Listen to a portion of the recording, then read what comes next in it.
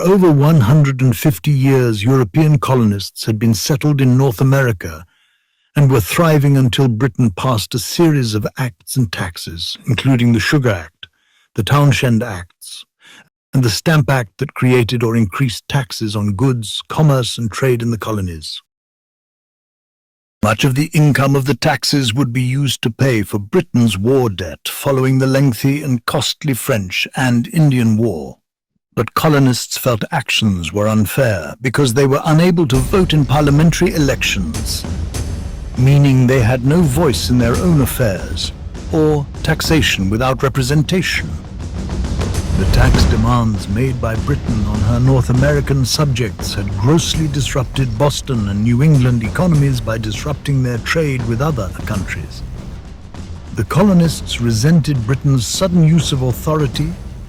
They were accustomed to successfully governing themselves while creating prosperous, healthy communities and economies an ocean away from their British home.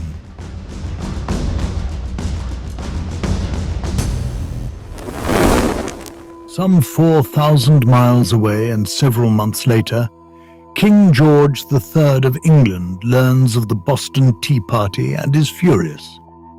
British Parliament imposes even more stringent policies on the Massachusetts colony. The coercive or intolerable acts not only take away the home rule of Massachusetts, but force all Americans to board British troops in unoccupied buildings through the Quartering Act. And British General Thomas Gage and an additional 4,000 British troops are sent to Boston to enforce the new laws, actions that take away the rights and self-governance of the colonists, causing outrage and protests, not just in Massachusetts, but all 13 colonies.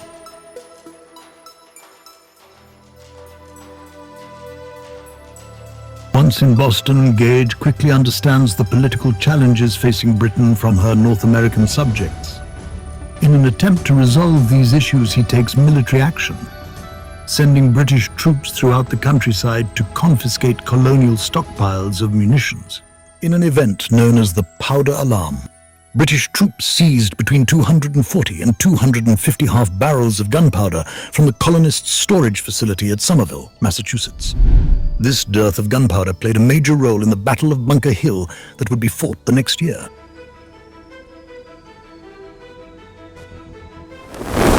Gage tried numerous expeditions to deplete colonial arms and ammunitions, but they all failed except for his final attempt in April of 1775.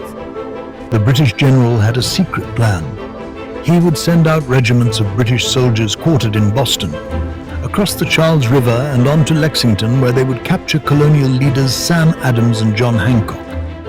They were then to march to Concord, where they would seize colonial stashes of gunpowder. Getting word of Gage's plan, Dr. Joseph Warren summoned Paul Revere and gave him the task to ride to Lexington with the news that the British soldiers were on their way. When the British reached Lexington, they found about 70 Minutemen gathered on the town's village green. Someone, to this day no one knows who, fired their rifle. A brief clash ensued, leaving 8 Americans dead. That same day, the British continued to Concord, where they encountered stiff-armed colonial resistance at the town's North Bridge. Dozens on both sides died, but the colonists defeated the British, who retreated to Boston. The colonists couldn't believe they'd won. At that time, no one realized the significance of this skirmish, but it turned out to be the first battle of the American Revolutionary War, a moment in time immortalized in Emerson's Concord hymn, whose opening stanza is, "By the rude bridge that arched the flood, their flag to April's breeze unfurled, here once the embattled farmers stood, and fired the shot heard round the world." Under attack, the British troops leave Concord headed for the safety of Boston, engaging in combat the whole way. Earlier colonists had destroyed bridges on the north side of the Charles River, meaning that British troops, as they fled Concord, had to swing south through the Charlestown Peninsula located on the heights overlooking Boston. As they did, they noticed that it was an excellent defensive position. And right then, British soldiers began to establish defenses. Just as quickly, the British had to abandon their efforts so they could get safely back within the walls of Boston. However, once inside the Massachusetts city, they found themselves trapped by the angry colonists in what eventually became an 11-month imprisonment, better known as the Siege of Boston.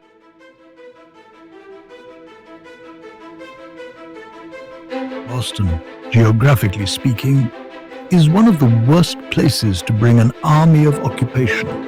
Surrounded by water on 3 sides and connected to the mainland by only a tiny strip of land, it was even more imprisoning for the British, whose military strength was in their navy. The water around Boston was shallow and susceptible to tide fluctuations, and because Britain did not have good information or good maps, British warships had difficulty getting near the Massachusetts city. Boston was also dominated by 3 major hilltops: the heights of Charlestown, north of Boston, and the heights of Roxbury and the heights of Dorchester, south of Boston. When the siege of Boston began, the colonists had fortified the heights of Roxbury, which kept the British troops contained in Boston. To leave Boston, Britain would have to break through this bottleneck. But from April to June of 1775, or from the battles of Lexington and Concord until the Battle of Bunker Hill, both sides had much to think about. What were they fighting for? For the colonists, independence wasn't yet their goal. Instead, they wanted their autonomy back with a continued allegiance to the British Crown. The British troops in Boston, assigned to enforce the laws and taxes of the British Empire, their goal was more immediate. They needed to find a way to break the siege of the colonists who held them prisoners of the town of Boston. They decided that the best way to do this was to engage an amphibious attack on the undefended heights of Dorchester. By doing that, they could drive the colonists away from Roxbury. And if they controlled 2 of the 3 hilltops encircling Boston, they could control the town itself. The British set their plan for June 18th, 1775.